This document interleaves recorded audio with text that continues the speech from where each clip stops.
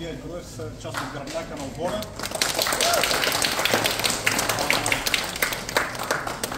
Те са днес тук при вас. Главната цел естествено да ги видите, да се запознаете, да получите автографи от тях. Може да не дадете акъл за тактиката утре. Така, искам да ви кажа, че ние сме за пореден път инициатори на подобен род събитие. Екипировката, с която ще играе отбора, е зад вас и отстрани. Може да се запознаете, да я видите, да я пробвате и да получите намаление за нея. В магазини Спорт Депо тя е представена, както и в нашите сайтове, разбира се. Сега, две думи за матча, само да ви кажем утре. Ние сме изключително щастливи, че сте в един от най-футболните градове и трябва да бъдете готови за една истинска подкрепа. Желаем ви от сърце успех и се надяваме както този матч, така и бъдещите да женем успех. Взаимно. Благодаря ви. Първо искам да благодаря за поканата към нас и към част от футболистите. Надявам се това да стане традиция, надявам се да ви носи успех и късмет и да ви поканим на матча, с който може да се свидетелите си и сами, тъй като вашата подкрепа е много нужна. Много време не сме играли пред публика в България. Мисля, че с поведението си последните матчи показваме, че има голямото желание да зарадваме българския народ, много да ни припознае като своя национален отбор. Така че за това матча благодаря, че присъствие днес.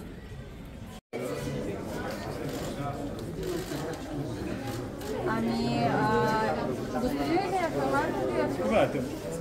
Само моля ви, направете малко местенце да имам как да се снима. Срещу кое е по-лесно да се противодейства? Всички, благодаря за уважението. Наистина, по-различни са чисто система не се чака толкова различни, така че имахме малко време да обърнем внимание и да се познае футболистите, тъй като лагер е по-къс и възстановяването на матча само 2 дни, но знаем, че се направиха добър мач срещу Люксембург, победиха, как да се почувстват, така че и от друга страна също мисля, че имаме доброволец в матча, имаме добри ситуации, че след като ни победихме сме малко силно с нея, както ще довек на страна да бяха победили, но имаме вратни за днеска и утре вече през деня да знаем, че си да следващ матч. Евентуално нашата победа ще ни скачи на първо место, така че нищо не е загубено. Приемаме предния матч като, как се казва, засилване за матча. Няма да нещо, както казах, имат различен стил, директен футбол, футболисти, които играят на висок ниво. Но много време сме нямали публика да ни подкрепя. Всички матчи играят навън, с изключение да са на България. Така че виждаме, че има и така интересни хората. Надяваме се да взаимно да се помогнем и да победим. Господин Илиев, какви промени ще направите с матча Беларус и Северна Ирландия?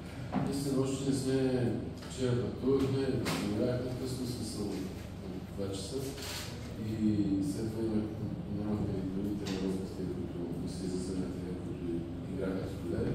Така че днес тренировка ще видим как се състоянието на всеки футболисти и ще преценяваме на 21 победи плюс 3 вратари.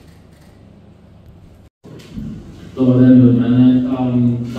Да, ще отписа с Беларус, за жалост не успяхме да вкараме, но минават и са утре знаме, че ще надат по-тежък мач, колкото Беларус, защото според мен имат по-качествени футболисти. Но знаем, че ако сме компактни и играем като отбор, че имаме голям шанс да избием утре и се надявам точно на това, което каза и треньора, че знам, че ще има фенове, които ни подкрепят. И мисля, че това е много важно да се види, че хората имат интерес към това, което ни прави на терена. Господин Илиев, какво е състоянието на Антов и кой ще бъде играта в цялостната линия, след като го няма такъв? Валя каза, че още и ще преценява на тези, както казах преди матча. Ще не липсва някакви ситуацията, която беше показана в първият картон е абсурдна. Там за нас подава ситуация, след това втория, мисля, че се явява. Ще ще ни липсват, както казах, 21 човека, 3 вратари, имаме и своя култура. Може би имат място, което няма да се вместе. Така че надяваме се да може да компенсираме липсата му. И както каза Вие, голям контактен футбол, тъй като се хора, които използват разните пространства и естествено да използваме